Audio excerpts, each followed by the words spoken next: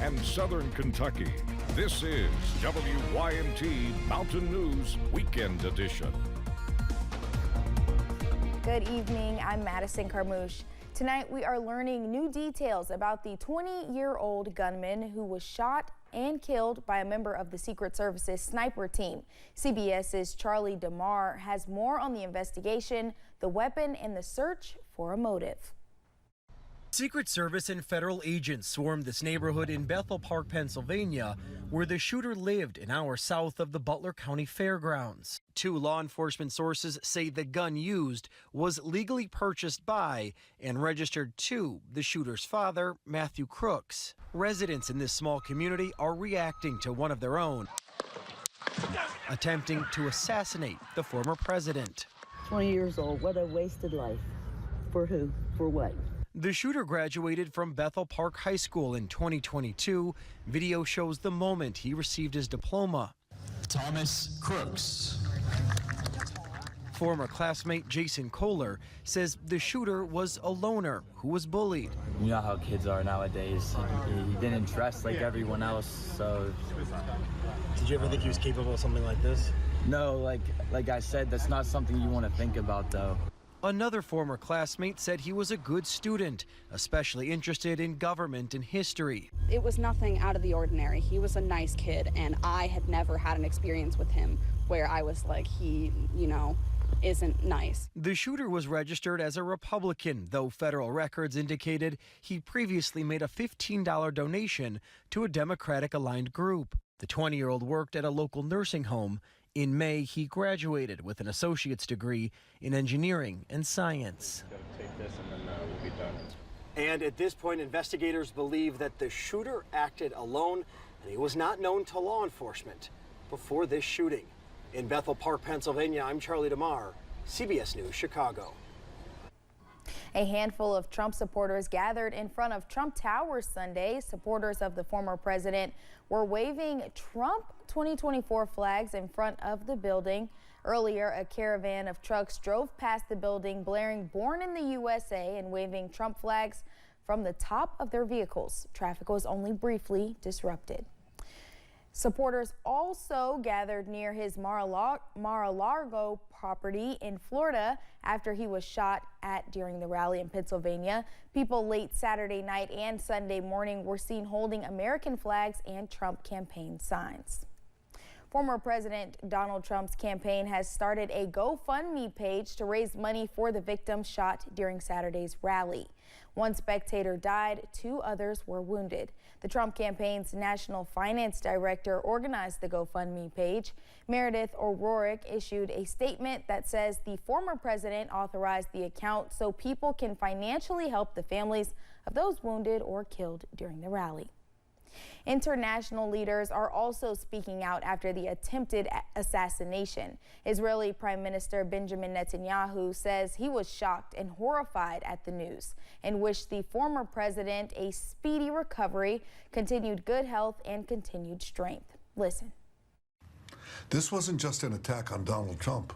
This was an attack on a candidate for the presidency of the United States. This was an attack on America.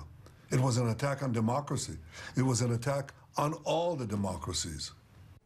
French President Emmanuel Macron called the shooting a tragedy for our democracies. And Canadian Prime Minister Justin Trudeau posted on social media saying political violence is never acceptable.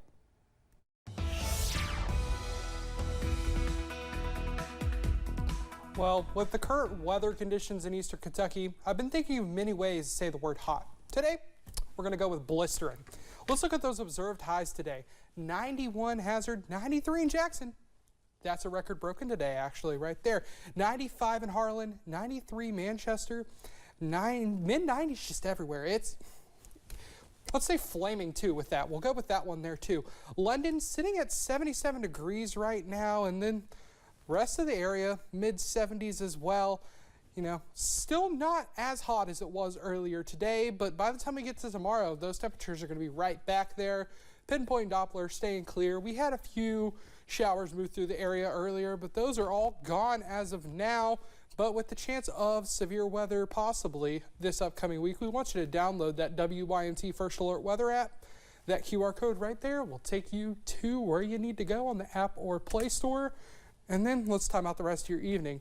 2 a.m., 78 degrees. And then by the time you're getting up, maybe it's a little early at 6 a.m., but sitting at 74. Madison? All right, Drake, thank you. This afternoon, Texas Governor Greg Abbott held a press conference to provide an update on relief efforts following Hurricane Beryl's impact on Texas. This week, President Joe Biden granted a request for a federal disaster declaration through the Federal Emergency Management Agency. It allows for reimbursements for up to 75% of costs associated with recovery efforts in impacted areas. But Governor Abbott says the state has to be more proactive in protecting its residents from future natural disasters. Power companies along the Gulf Coast must be prepared to deal with hurricanes, to state the obvious. Early appearances, however, suggest that some power companies are not adequately prepared for a hurricane like Beryl.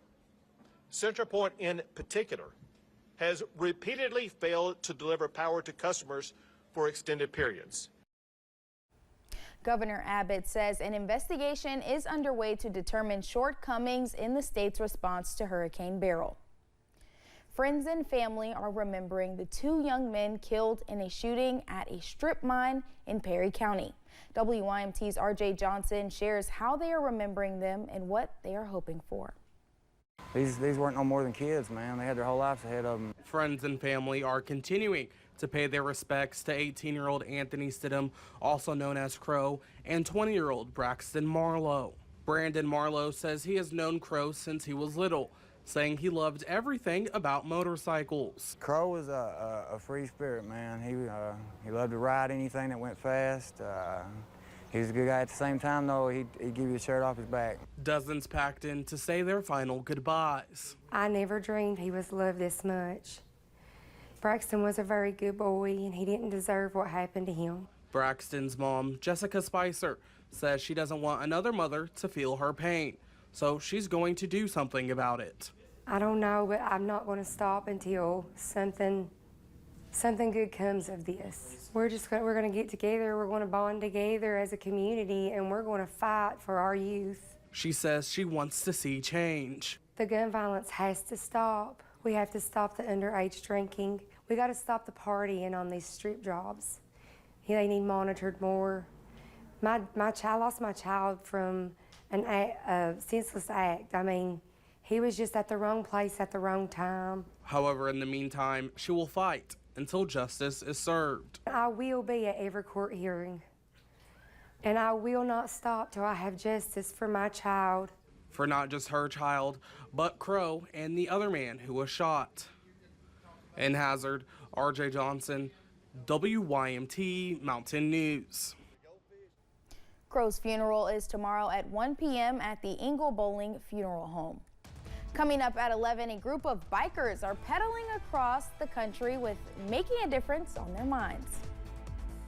A record high temperature was broken today in eastern Kentucky, and there's a chance to break the record again tomorrow. I'll have those details coming up for you in just a few minutes. Summertime.